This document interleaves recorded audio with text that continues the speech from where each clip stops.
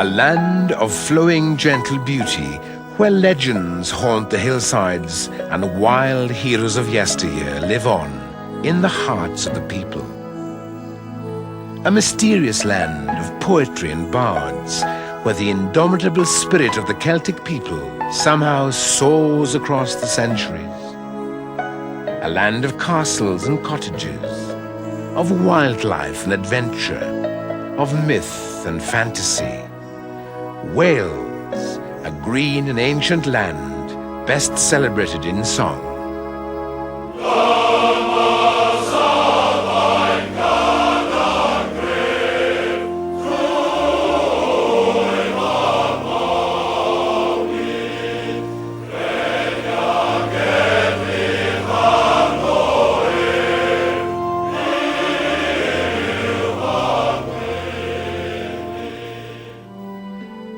Wales is a principality to the west of England, about the same size as the state of Massachusetts, or half the size of Switzerland. England drew half the world into the British Empire, and yet Wales has succeeded in maintaining a separate identity. Its people are part of the unique and ancient culture.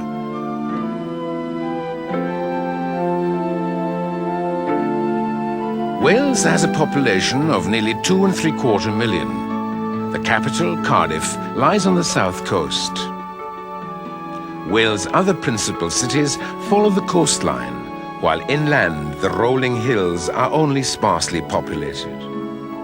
In the north, craggy mountains are presided over by the mighty Snowdon.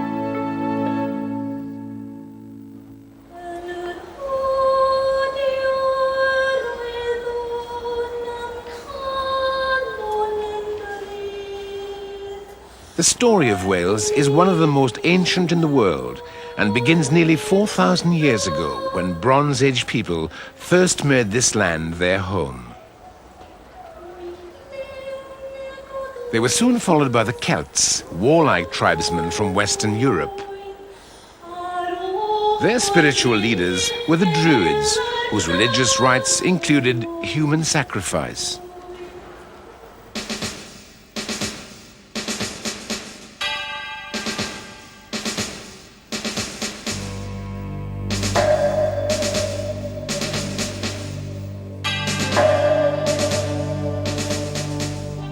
When the Normans invaded England in 1066, they soon moved across the border to the west, finally putting an end to Welsh isolation.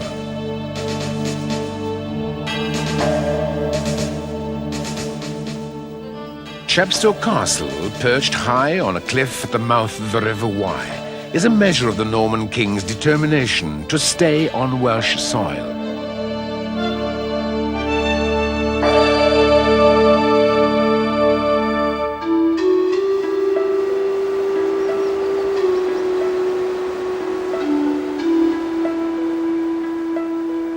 Today, the lovely River Wye is famous for its bountiful stock of salmon and the verdant oak, beech and chestnut trees that crowd its steep slopes.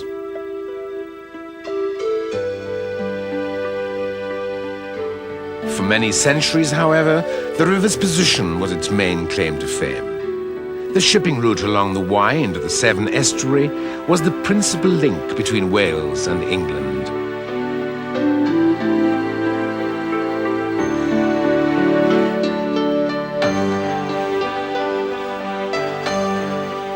It was not until 1966, however, that the marriage between the two peoples was finally set in concrete, with the building of the mighty Severn Bridge. When it was first opened, it was one of the longest single-span arches in the world. It is still a triumph of modern engineering.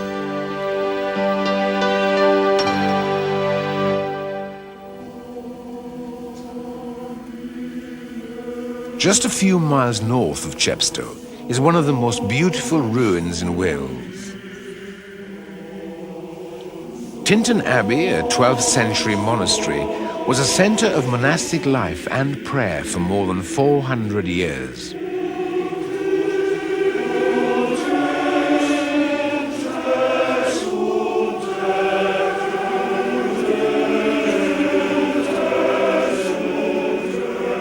was abandoned in 1536 when Henry VIII ordered the dissolution of the monasteries, partly to finalize his break with the Vatican and partly to fill his empty coffers.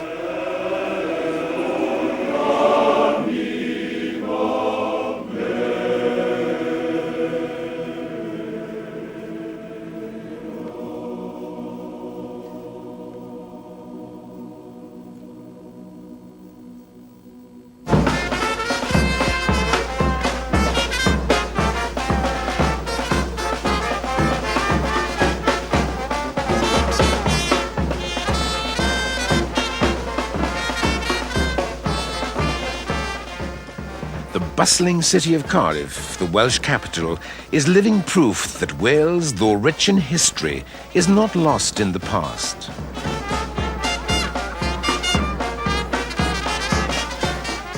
Cardiff has a more cosmopolitan atmosphere than most other Welsh cities, and some critics have levelled the worst possible Welsh insult, accusing the city of being too English.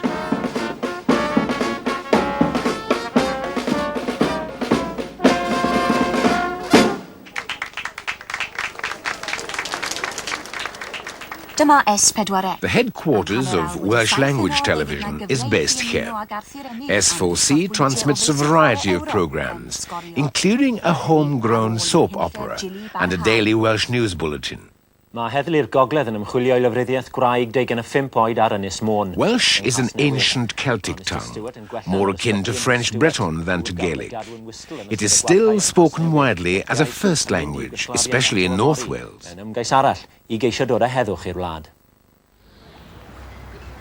Cardiff's wealth now lies mainly in commerce, industry and tourism. It's also an important administrative centre and boasts a magnificent Edwardian civic centre. Built in the early 1900s of Portland stone, the centre includes the law courts, the City Hall, and the National Museum of Wales. Inside the magnificent City Hall is housed a series of beautiful marble statues to honour great Welsh heroes throughout the ages. Saint David, the patron saint of Wales, who in the 6th century travelled the principality preaching Christianity. Henry VII was the first King of England to descend from Welsh lineage. The greatest of all Welsh heroes, Owain Glyndŵr, who successfully led a rebellion against the English in 1400 and united the Welsh under his leadership.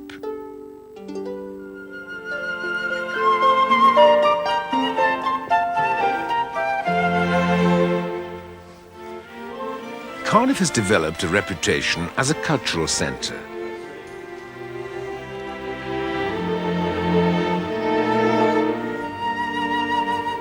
St. David's Hall has become a world-famous venue for concerts and festivals.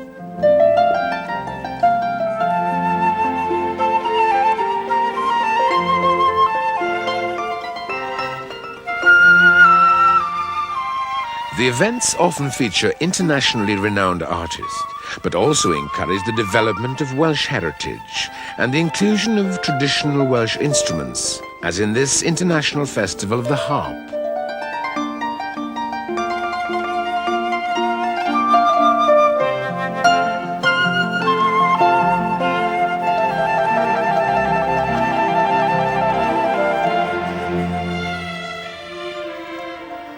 In the heart of the city, and in the heart of all Welsh people, is Cardiff Arms Park, home of the national sport of rugby. Any claims that the city lacks Welsh character melt away when up to 60,000 exuberant fans flock to the Arms Park.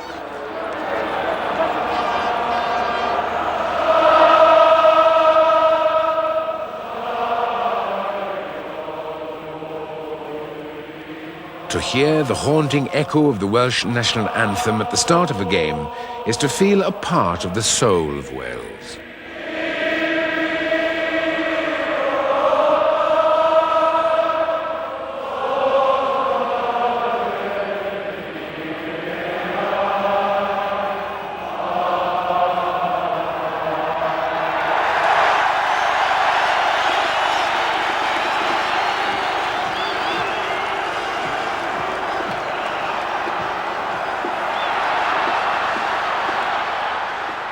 the Welsh, rugby is not simply a game, it is almost a religion, a way of expressing fierce pride in their national identity.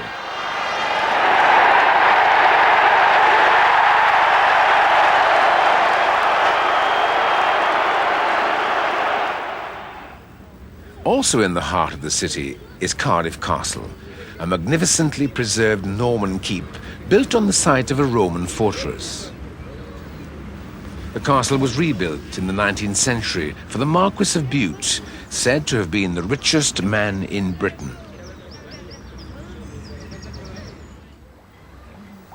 Just outside the city, in the village of St. Fagans, is the Welsh Folk Museum. Here, buildings have been collected from every part of Wales and furnished authentically to show how people lived and worked. This building is a typical farmhouse from the Gower Peninsula in the southwest. The walls were painted red to protect against evil spirits. The exhibits literally bring the past to life. The corn mill is not an empty relic, but a real working mill. The miller turns the grain into flour using grinding machinery powered by a massive water wheel. The baker cooks bread, cakes and scones in a huge wood-fired oven. In the 19th century, most townspeople depended on bakehouses for their daily needs. The wood-turner was also a vital member of the community, relying on pedal power to produce a wide range of household furniture.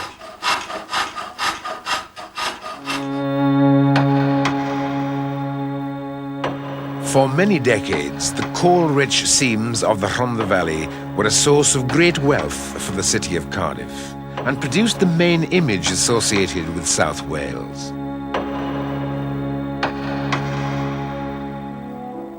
In 1913, this area was producing almost 1/3 of world coal exports.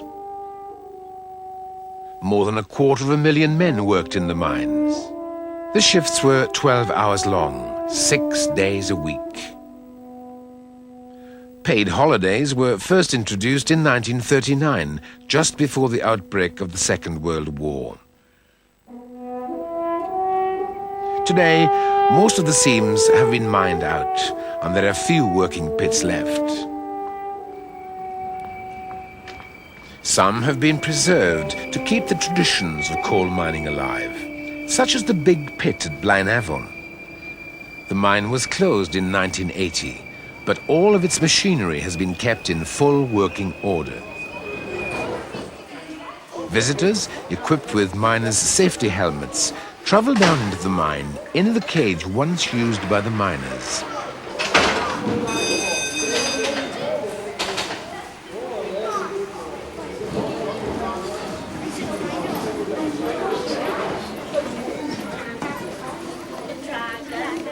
"1,000 miners used to work underground, some of them women and children. The dark, dripping tunnels would have become a familiar workplace. The men were sometimes cramped into tunnels no more than 2 feet high.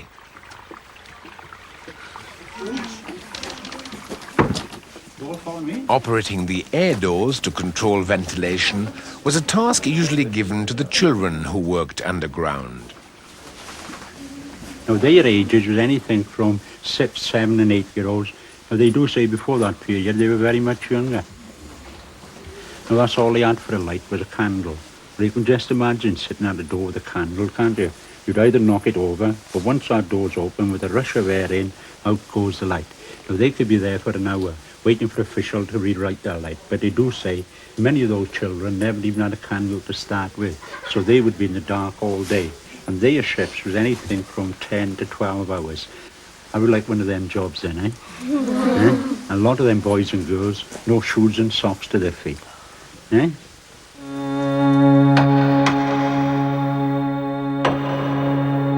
The demise of the mining industry has opened the way for a new era of rapid business development.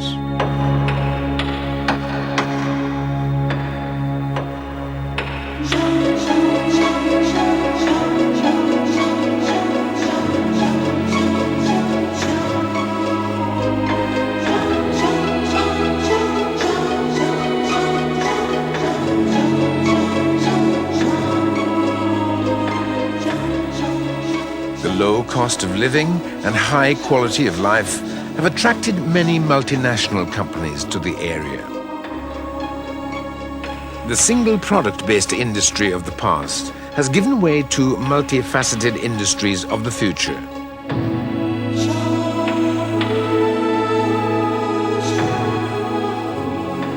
The soft green hills have begun to reclaim their territory from the scarred and blackened landscape of the mining years. The death of coal has brought a renaissance and a heightened awareness of the beauty of this land.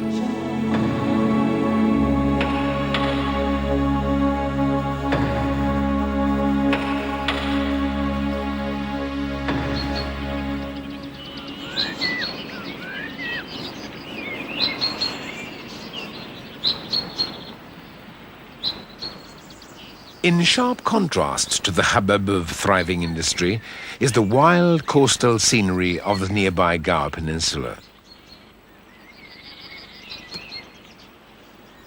There's no pressure from people or traffic here, just the quiet charm of fishermen's cottages basking in the sunshine, and horses grazing lazily in the rich pasture.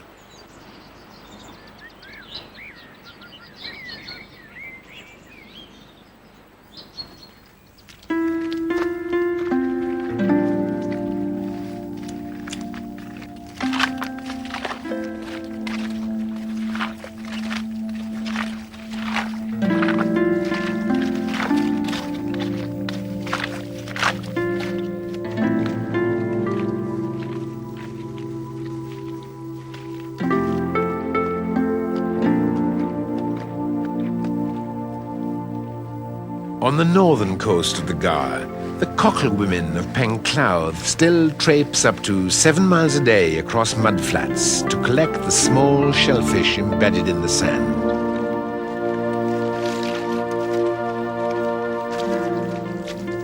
Maureen Murley has been collecting cockles since she was a child and wouldn't choose any other way of life. I've enjoyed it. I don't think I'd change anything with my time over again. I had a chance to go to college, but I wouldn't take it. I'd rather come out here in the fresh air. Well, years ago, when I used to come out here when I was younger, there was about 14 or 15 women out there in Cockling. We used to have good old times on the horse and carts and the donkeys. But now there's only a few tractors out here now.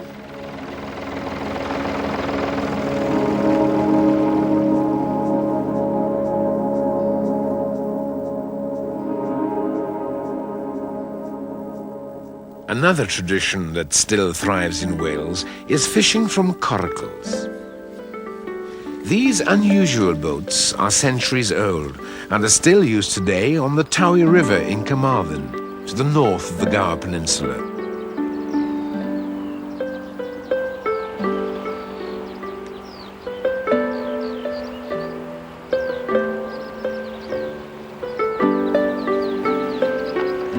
The method of fishing is unique. Coracle fishermen always work in pairs and stretch a net between the two boats in order to gather up the fish.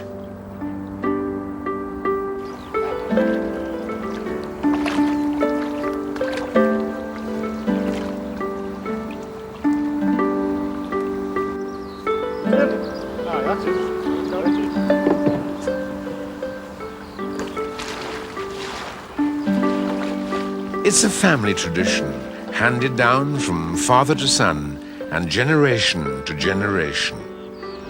The old gentleman that I learned to fish with, Steve Thomas, could trace his family back. He actually had a family tree. They went back down to 1537. And it went from father to son all the way. Once it gets into your blood, that's it. I mean, whether you catch fish or you don't, it's just a way of life. And it'd be like having your right arm chopped off if it came too expensive that we couldn't fish anymore. The pretty town of Larne, on the other side of Carmarthen Bay, was home for many years to the most celebrated Welsh writer, Dylan Thomas. It was here that he wrote some of his finest poetry, including Under Milk Wood, a work which won him world acclaim. Sadly, he died in a New York hotel room, far from his beloved wife Caitlin and his beautiful Larne. Dillon's poetry has immortalized the Tarv estuary. The lunar silences, the silent tide lapping the still canals, the dry tidemaster, ribbed between desert and water storm, should cure our ills of the water with a one-coloured calm. The heavenly music over the sand sounds with the grains as they hurry, hiding the golden mountains and mansions of the grave, gay seaside land. Some of the most breathtaking seascapes in Britain are to be found to the west along the Pembrokeshire coast.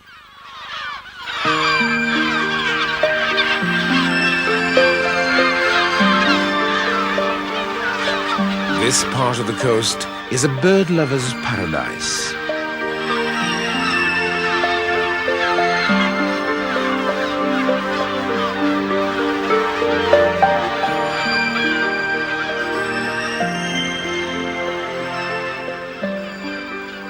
Here, fishing has been a way of life for many centuries, and the local people have learned to make best use of all the fruits of the sea.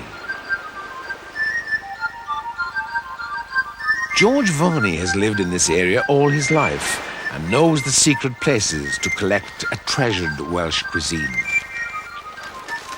It may not look very appetizing, but this seaweed, known locally as lava bread, is reputed to have many health-giving properties, and the locals say it acts as an aphrodisiac. As a matter of fact, they say that about the cockles as well. It must be something to do with the sea in this part of the world.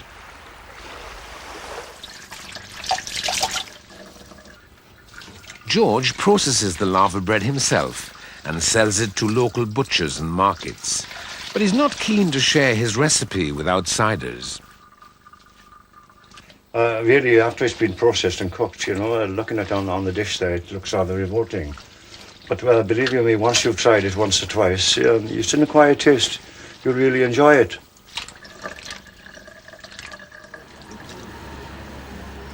The most westerly settlement in Wales, on the tip of the Pembrokeshire coast, is also said to be the smallest city in the world. St. David's, named after the patron saint of Wales, is only a city by virtue of its cathedral.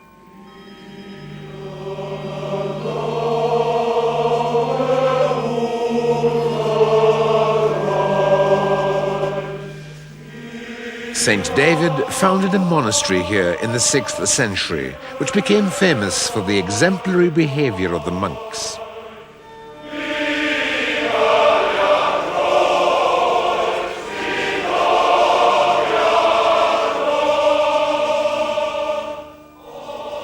The cathedral was set in a valley to keep it hidden from seafaring marauders. It was nevertheless sacked several times since it was built in the 12th century. Happily, it survived to become a center of pilgrimage for many centuries.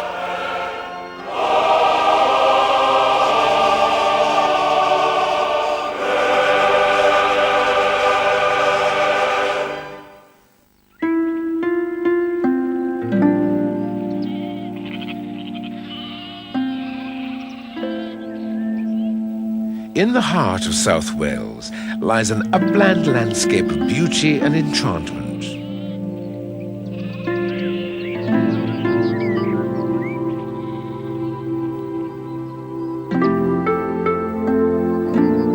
The Brecon Beacons are an artist's canvas of dappled light on empty rolling mountains and deserted moorland.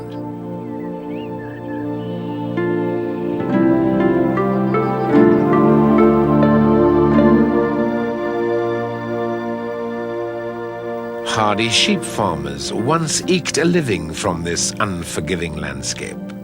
Very few people follow in their footsteps today, but their lonely cottages are still strewn across the hillsides.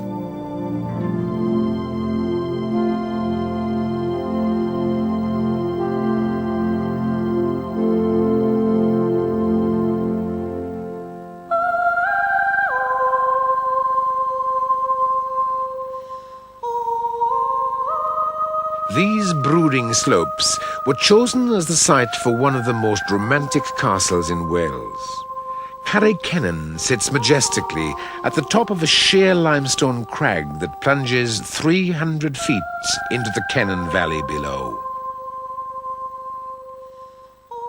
It was built in the 12th century on an existing fortification dating back to Roman times and is believed to have once been the stronghold for one of the knights of the Round Table.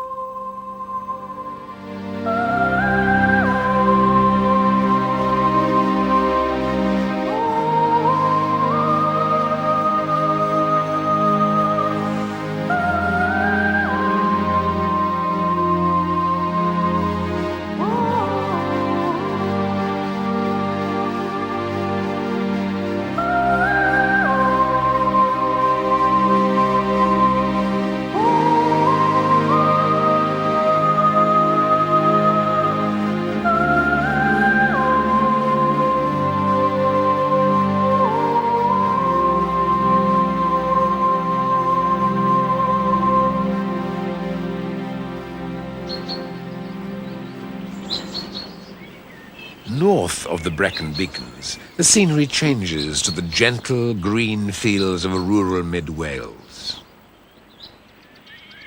Sheep have always been the economic mainstay of this area, and they come in all shapes and sizes.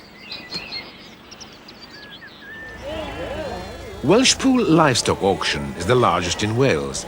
At the height of the season, as many as 24,000 sheep are sold here in one day. 28.80 to mid-8.80, sold and done. I sell them all away at 28.80, margin 28.80. To the uninitiated, the auction is hard to follow, but to the farmer, the rapid-fire dealing spells out the difference between profit and loss.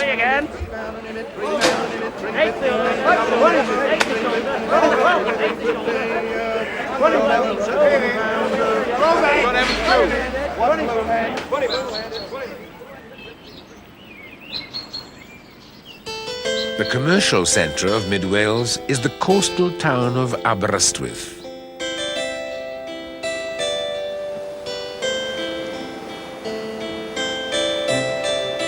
In 1872, it was chosen as the site for the first Welsh university.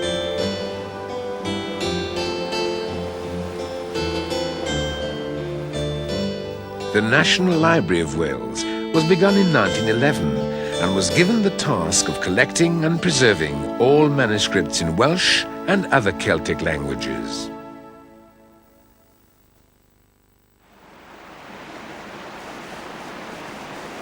Nature, at its most rugged and unrelenting, has found a home in North Wales. Here, the snow-fed rivers storm through the narrow valleys, providing the ideal opportunity for the average city dweller to have some fun.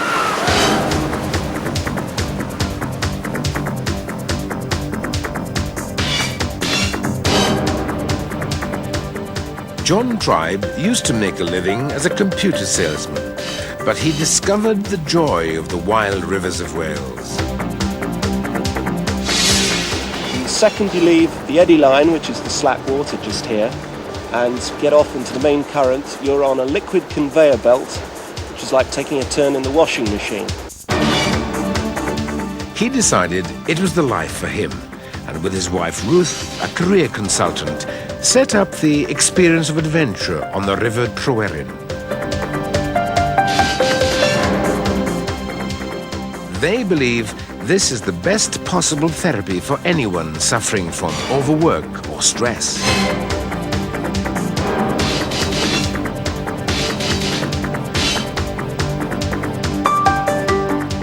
In a very short time, even complete beginners can enjoy the exhilaration of shooting the rapids.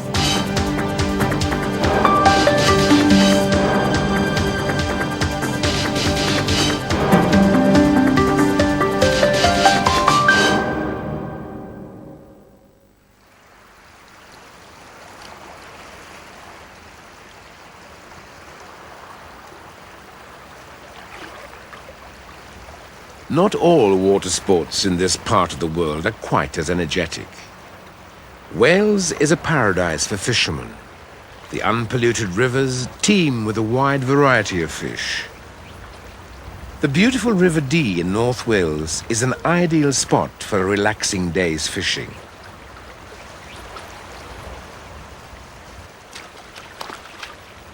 It's worth the experience of enjoying the unspoiled countryside, even if the fish are being elusive. Well, I wish you luck. I hope you get better luck than I've had so far anyway. Need a lot of good luck to beat that, wouldn't it? No, you're right, you won't.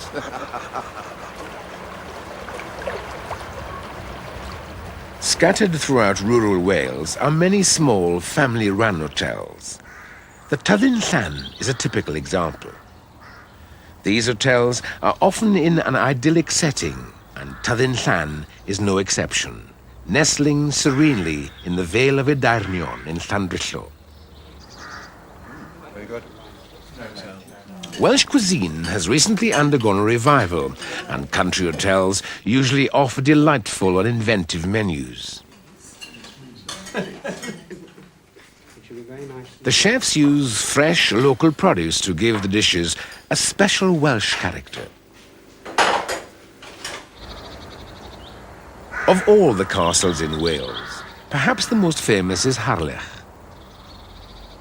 Built in 1283, Harlech formed part of an iron ring of castles erected by the English king Edward I to subdue the Welsh. The 14 massive castles gripped North Wales from Aberystwyth to Flint. They held the territory in their thrall for nearly 120 years until 1400, when the charismatic leader Owain Glyndŵr rose against English rule and united the Welsh behind him.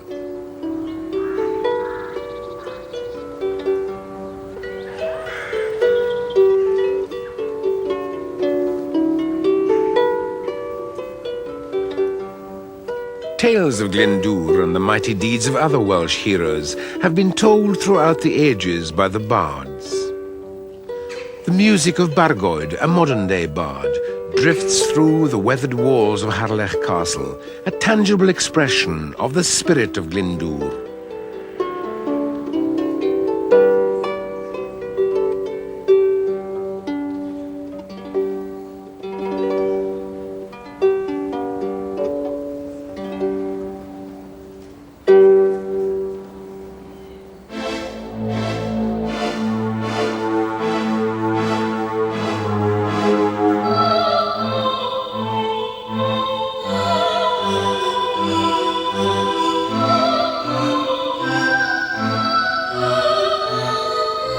Flamboyant, elegant, colourful architecture is not immediately associated with Wales, but it is to be found in delightful abundance in the fantasy village of Portmeirion, just to the north of Harlech. Portmeirion was the brainchild and life's work of one of Wales' most gifted architects, Sir Clough Williams-Ellis. He first had the dream of building a fanciful village when he was 5 years old. The dream became determination when he witnessed the horror and destruction of the First World War.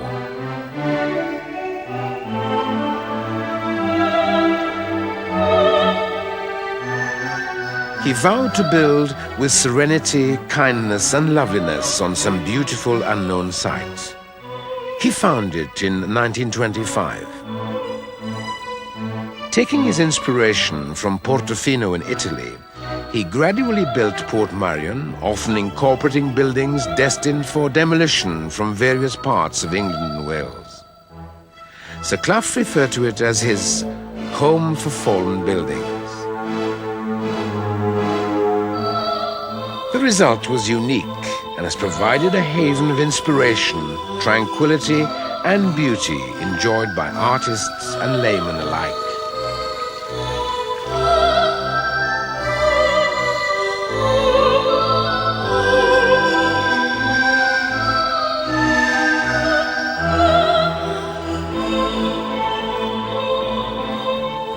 The hotel within the village is an early Victorian building, extended and converted by Sir Clough before it was opened in 1926.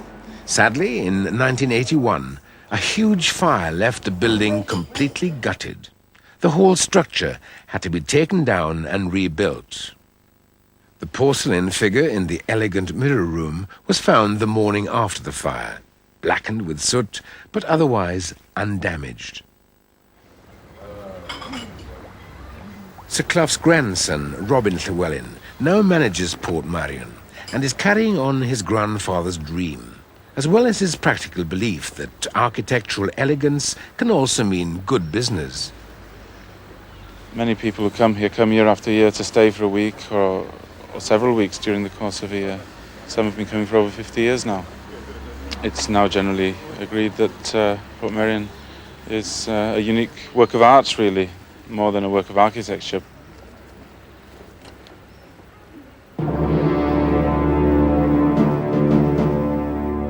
The mighty castle at Carnarvon, built in the same year as Harlech, was the military and administrative centre of Edward I's plan to dominate the rebellious Welsh.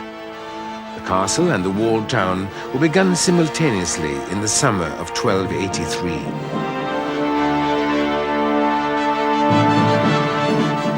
Together they formed what was in effect the capital of North Wales, providing a safe residence for English government officials.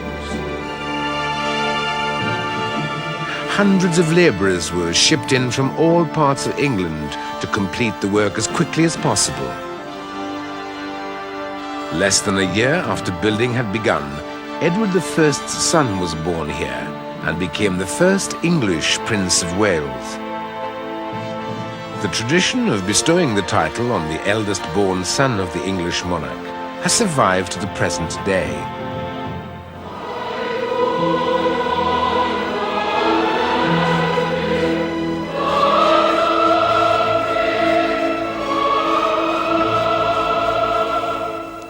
In 1969, the castle was the setting for the investiture of Prince Charles.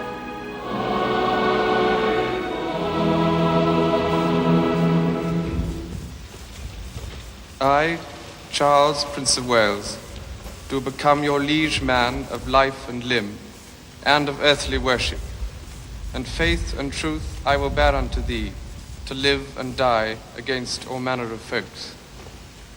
Let the people praise your God, let the people praise thee.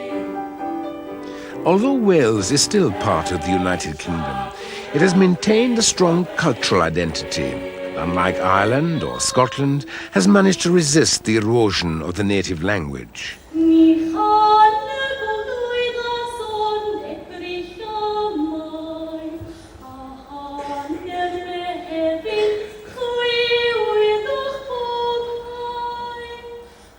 A rich literary heritage continues to thrive and is encouraged at annual cultural events known as Eisteddfodau.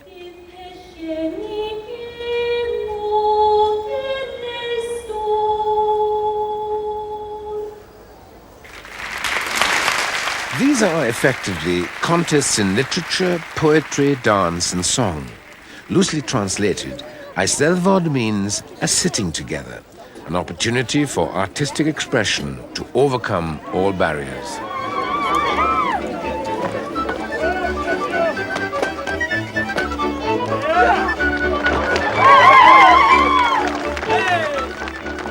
The first international Eisteddfod was held in 1947, 2 years after the end of the Second World War, with the idea of promoting peace among all nations.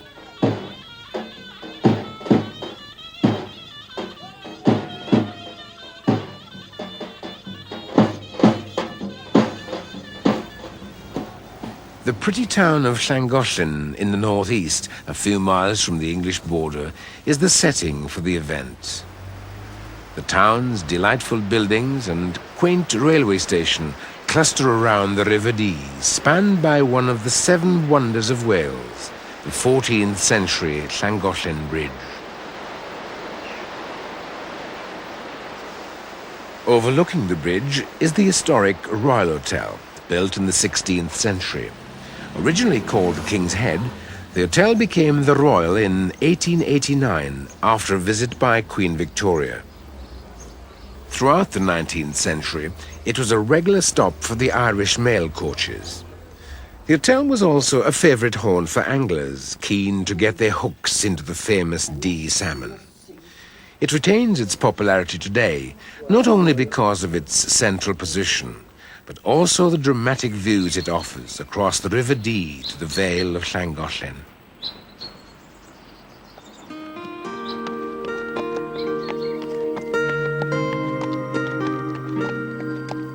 The Shropshire Union Canal is the other main waterway running through Llangollen. Horse-drawn boats, once popular with Victorian tourists, still operate, providing an opportunity for the lazy enjoyment of the surrounding countryside.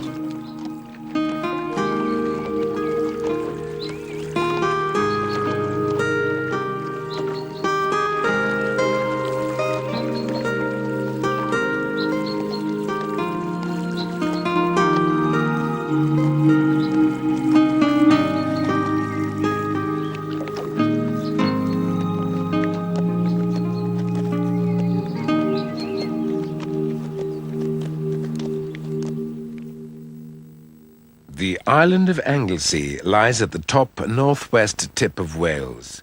It is linked to the mainland by the spectacular Menai Suspension Bridge, designed by Thomas Telford and completed in 1826.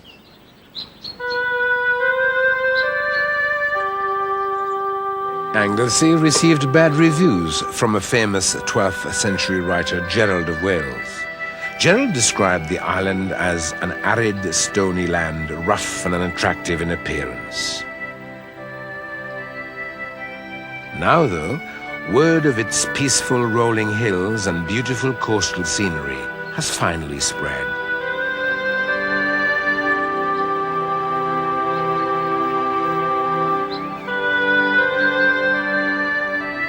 The island did not escape the iron grip of Edward I. Beaumaris Castle, built in 1295, was the last of the great royal castles that ringed North Wales.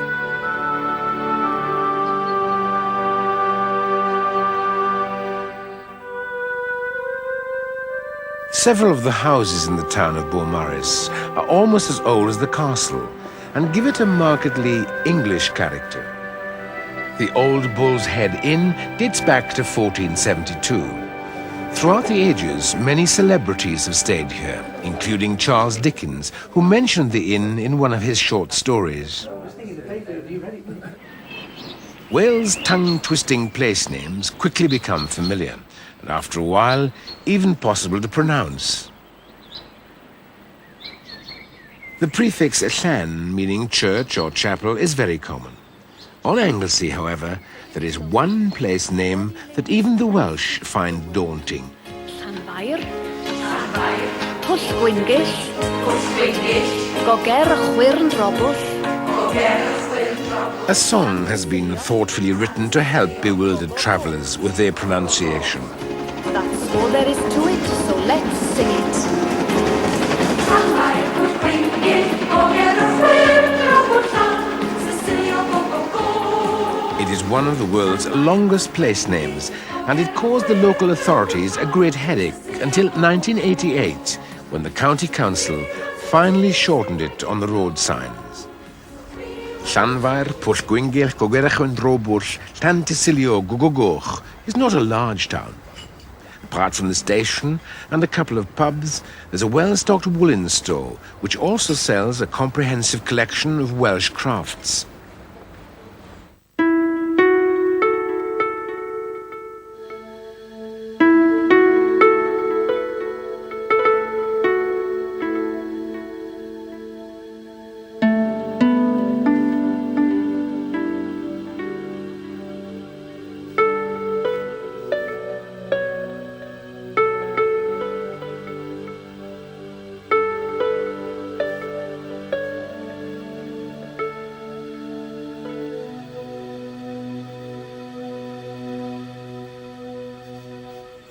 The mountains of Snowdonia on the mainland tower majestically over the island of Anglesey.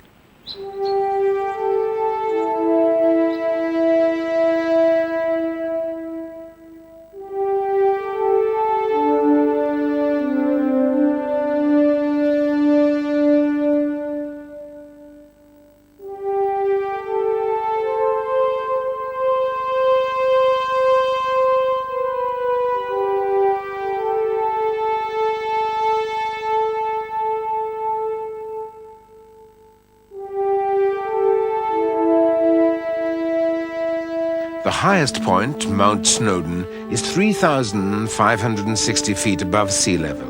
Modest in comparison with most of the world's mountain ranges, yet there is a wildness and strength in these mountains that casts a spell on all who experience their beauty.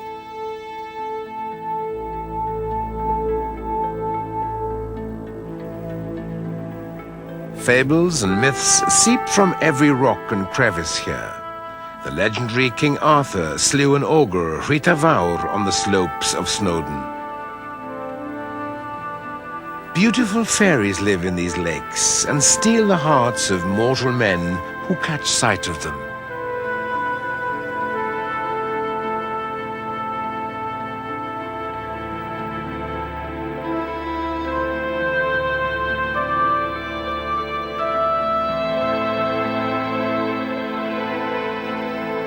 Owain Glyndŵr himself haunts the mountains, for it is here, outlawed and defeated, that he sought shelter from the English.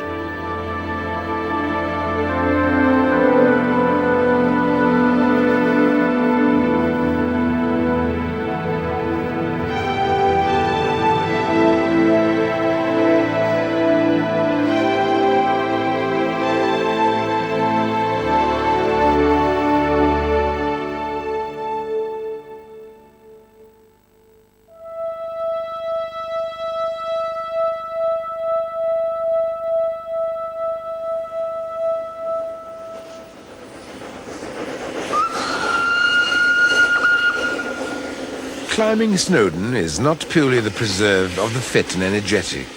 There is an easy ride to the top. The Snowdon Mountain Railway huffs and puffs its way to the summit, leaving passengers virtually unaware of the steep gradient.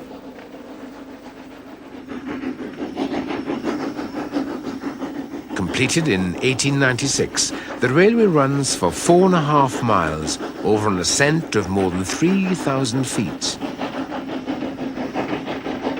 It is the only public rack and pinion railway in Britain. The design was pioneered in Switzerland and features a double rack rail.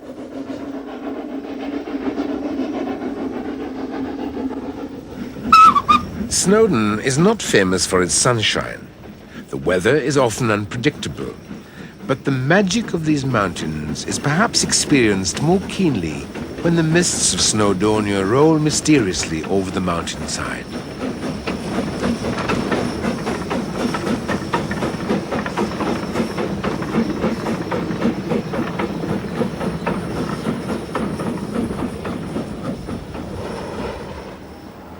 In the 19th century, slate was to North Wales what coal was to the south. The giant mounds of waste looming over the town of Blaenau Ffestiniog are the residue of this massive industry. At its peak in 1898, nearly 17,000 men worked in the slate mines. A few small quarries are still operating, but altogether they now employ no more than 500 people.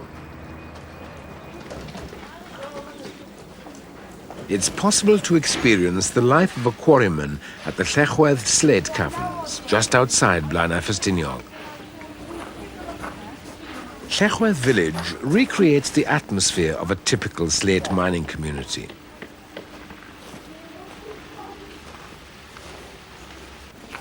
Money can be changed at the bank for the old Victorian currency and can be spent at the village shop or the Miners' Arms pub. Thank you. Thank you. The skill of slate splitting is still demonstrated at Llechwedd. A practiced quarryman could tell at a glance how many slates of what size could be extracted from a given piece. The quarrymen worked in a team, often a family group, and their livelihood depended on skill and concentration. The slate veins closer to the surface are reached by a tramway built in the mid-19th century. Falling rocks were one of the main hazards. The miners perched on giant ladders to check for any loose stones.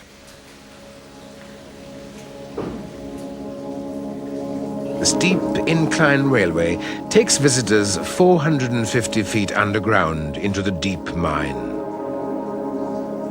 The mine was opened in 1846 and flourished until the beginning of the First World War.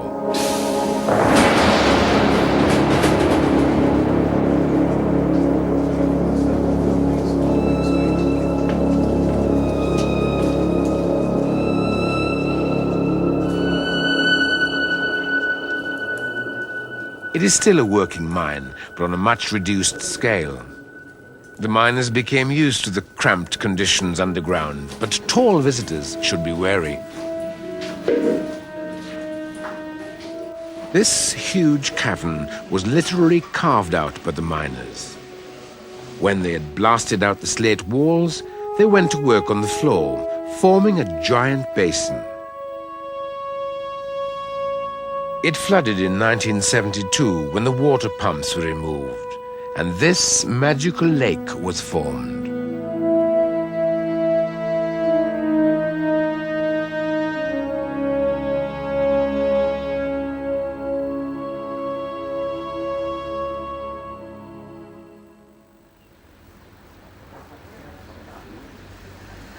One of the most famous towns in Snowdonia is Betws-y-Coed, set in the Gwydir forest.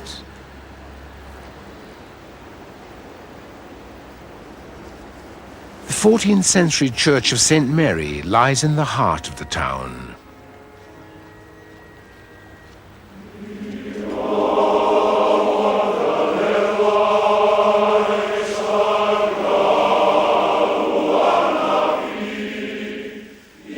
Though some modernists find the image of the Welsh choir over-romantic, it is still a very real part of Wales today.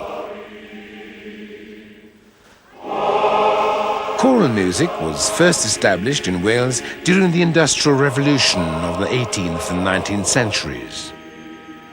The choirs are still flourishing today in every part of Wales, and most are happy to allow the public to drop in on rehearsals.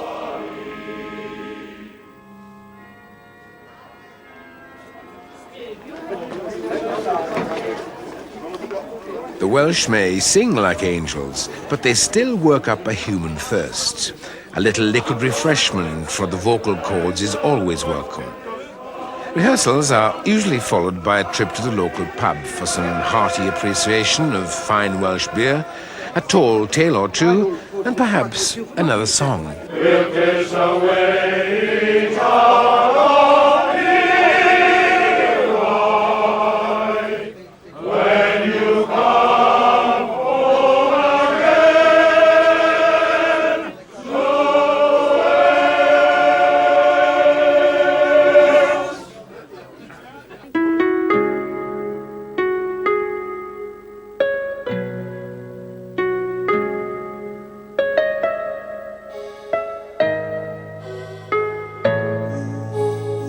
This beautiful and mysterious land is known to the Welsh as Cymru, which means a kind of fellowship. It is that spirit of the Cymru which best defines the Welsh.